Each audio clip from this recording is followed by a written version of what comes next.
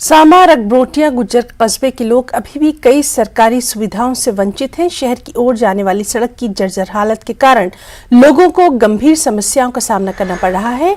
नगरवासियों ने बताया कि बस्ती शिफ्ट करने के बाद भी सरकार और प्रशासन ने अपना वादा पूरा नहीं किया। एम्स से सटी इस बस्ती में 250 से ज्यादा परिवार रह रहे हैं।